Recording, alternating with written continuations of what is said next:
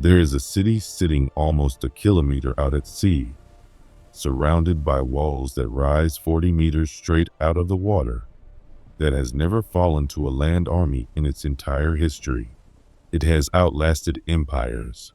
It has turned back conquerors.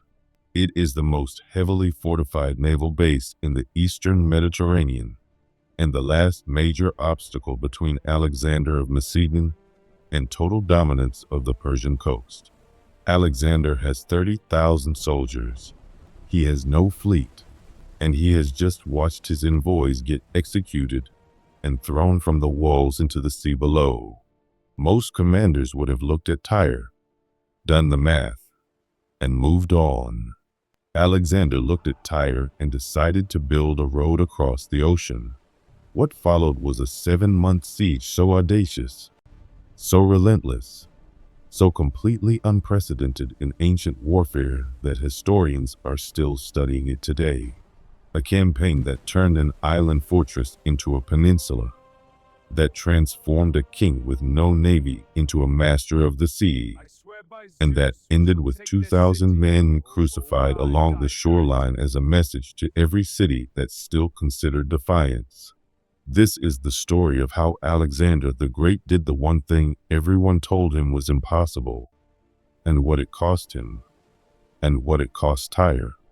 To find out, to understand why Tyre mattered so much, you need to go back to the autumn of 333 BCE in a battle at a place called Issus. That was where Alexander met Darius III, King of Kings, ruler of the Persian Empire, on a narrow coastal plain in what is now southern Turkey, and destroyed him. Not just defeated him, destroyed him so completely that Darius abandoned his chariot, his weapons, his treasury, and his own family on the battlefield and fled east on horseback. It was one of the most decisive victories in military history, and it left Alexander standing at a crossroads. Darius was gone, but the Persian Empire was not. And as long as Persia still had a powerful navy operating out of its Phoenician ports, Alexander had a serious problem. The eastern Mediterranean coastline was everything. It was where Persia's warships docked, where crews were trained, where vessels were repaired and resupplied. As long as those ports remained in Persian hands, Persia could raid Macedonian supply lines, threaten Greece from the sea, and potentially undo everything Alexander had fought for. So he turned south and marched down the Phoenician coast, not for glory, but out of strategic necessity. Byblos surrendered without a fight. Sidon opened its gates and welcomed him as a liberator. City after city along the coast looked at what had happened to Darius at Issus and made the sensible calculation. One city did not. Tyre had been invincible for centuries, and it knew it. Built on an island roughly 800 meters from the mainland, its walls rising directly from the sea to heights of 40 meters or more on the seaward side. It had been designed from the ground up to be untakeable by any army that didn't have overwhelming naval power. The Assyrian king Shalmaneser had besieged it for 5 years and walked away empty-handed. Nebuchadnezzar of Babylon had spent 13 years trying and couldn't crack it. Tyre looked at its own history, looked at Alexander's complete absence of a fleet, and decided it had nothing to fear. When Alexander sent envoys requesting permission to enter the city and offer sacrifice at the temple of Melkart, the Phoenician deity the Greeks identified with Heracles, he was making a political statement as much as a religious one. Granting entry and recognizing his sacrifice was tantamount to acknowledging him as king of Asia. Tyre's response was to offer a compromise. He could sacrifice at a temple of Melkart on the mainland, at Old Tyre, the original settlement on the shore, but not in the city itself. It was a calculated insult dressed up as a polite counteroffer. Alexander refused. The Tyrians, either through overconfidence or genuine fury, went further. They seized the Macedonian envoys. They executed them, and they threw their bodies off the walls into the sea. Alexander swore Tyre would fall. His own officers probably thought he was being emotional. They were about to discover he was being literal. The engineering problem Alexander faced was almost perfectly designed to be unsolvable. He couldn't scale walls that rose straight from open water. He couldn't starve the city out because Tyre's harbors were open and supply ships could come and go freely. And he had nowhere near enough ships to contest the Tyrian navy, which was among the best in the world. 3 problems, each one individually serious, and together forming what should have been an insurmountable barrier. Alexander's answer was so simple and so insane that it took a moment to register what he was actually proposing. If the sea was the problem, he would remove the sea. He would build a causeway from the mainland to the island. He would, in the most literal possible sense, bring the land to the city. The ruins of old Tyre on the mainland became his quarry. Workers tore the ancient settlement apart stone by stone, shaping rubble into fill, dragging timber for framing, laying the foundations of a mole, a raised causeway that would begin on the shore and push out across the shallow water toward the island. In the early stages, the work was almost easy.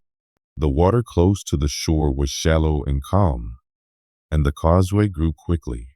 Alexander positioned wooden siege towers at the advancing head of the mole and mounted catapults and artillery to cover the workers from Tyrian arrow fire.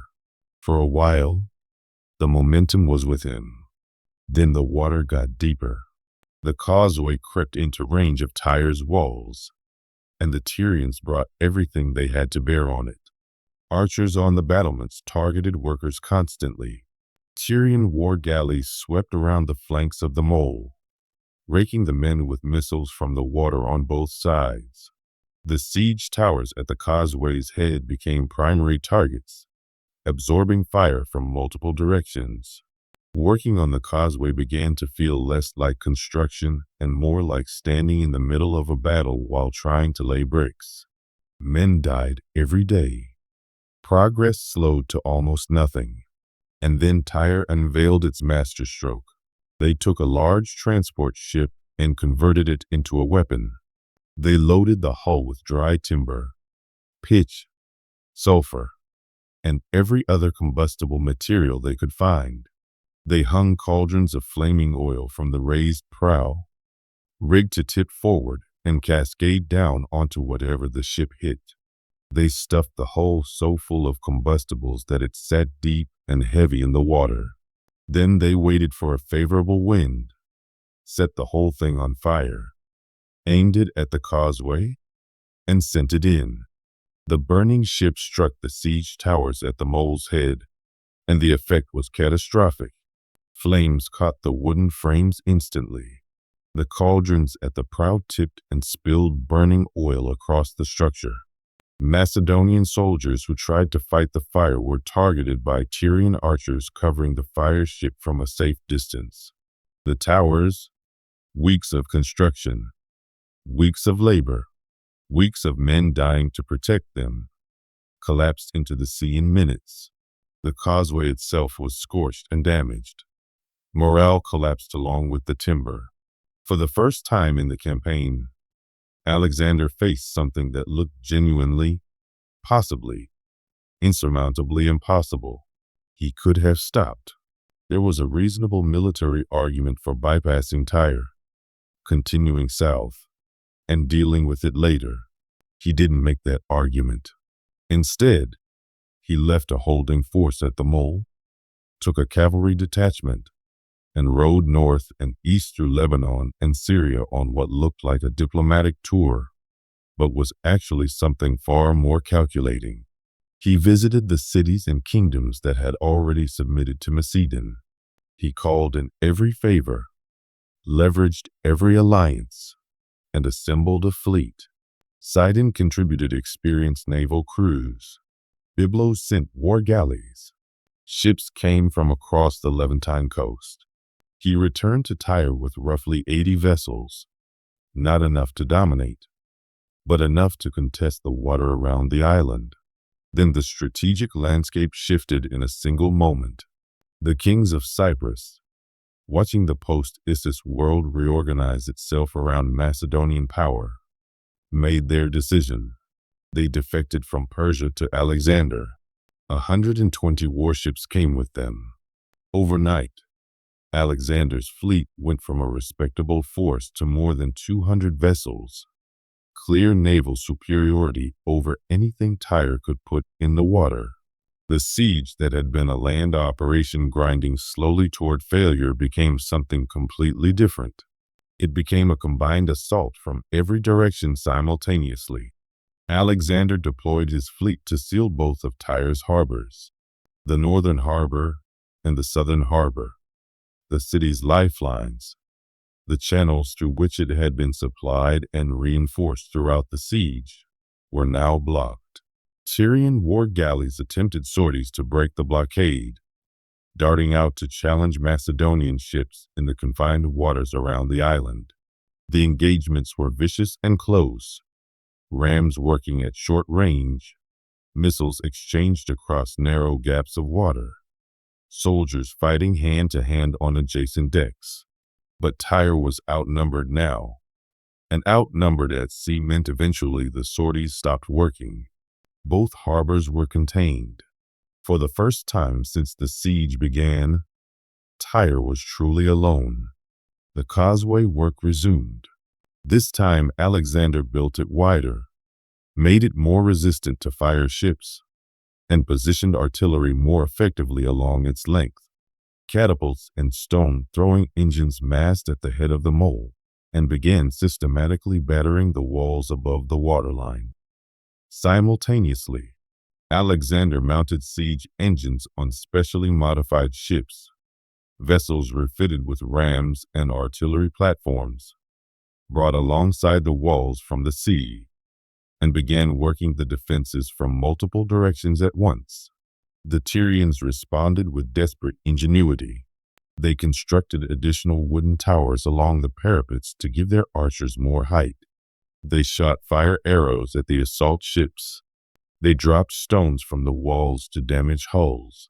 They lowered weighted nets and ropes into the water to foul the rams and pull them off course. When Macedonian ships dropped anchor to stabilize themselves for ram attacks, Tyrian divers went underwater and cut the anchor cables, letting the current pull the ships away from the walls before the rams could do meaningful damage. Alexander replaced every rope anchor cable with iron chain. The divers couldn't cut chain. The rams went back to work. What Alexander was doing, methodically and without apparent frustration, was solving problems. Every defense Tyre invented, he counted. Every tactic they deployed, he adapted to. The siege had become less a single assault than an extended engineering competition, and Alexander was winning it one solution at a time. But the walls held. Week after week, the walls held.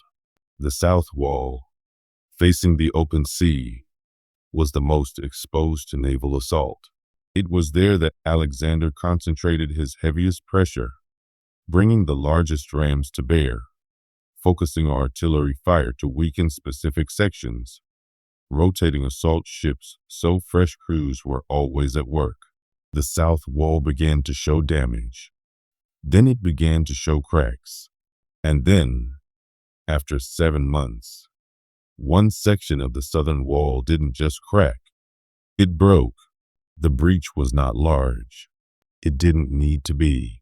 Alexander had spent 7 months waiting for exactly this moment, and he did not hesitate for a single second. Assault ships surged forward, boarding bridges. Heavy wooden ramps mounted on the prows crashed down across the broken masonry, and Alexander crossed them personally, leading his hypaspists, his elite infantry, into the gap while Tyre's defenders were still trying to understand that their walls had finally failed. He didn't lead from behind. He never led from behind. He was first through the breach, fighting in a city that had told him for 7 months that this moment was impossible. Simultaneously, the Phoenician and Cypriot triremes forced entry into both harbors. With the harbors breached and the southern wall open, Tyre had no way to concentrate its defense anywhere. Fighting spread through the city in every direction at once, in the streets, inside buildings, on rooftops, in doorways. The Tyrians had spent 7 months preparing for this, and they fought with the fury of people who understood exactly what was coming if they lost. But they were fighting on too many fronts against too many enemies at once, and the city that had held for 7 months fell in hours. The aftermath was brutal in the way that ancient warfare, when it finally reached its conclusion after a long and costly siege, tended to be brutal. Thousands of Tyrians were killed in the fighting. Thousands more, the surviving population, were sold into slavery. 2,000 men, the soldiers and defenders who had been captured during the assault, were crucified along the shoreline. It was a deliberate, calculated act of terror, and it was meant to be seen and understood by every city and kingdom that was still considering whether resistance was worth it. Those who had surrendered early were treated with relative mercy. Those who had sheltered in the temples, including a group of Sidonian citizens who had been caught in the city when the siege began, were released. Submission still mattered. Resistance, at this level, at this cost, had a price that Alexander intended everyone in the region to know. The strategic consequences were immediate and total. The Phoenician coast was secured. Persia's primary naval base in the eastern Mediterranean no longer existed. Alexander marched south in Gaza, the last obstacle on the road to Egypt, tried to hold out as well, and was also erased. Egypt, watching what had happened to cities that refused, opened its gates.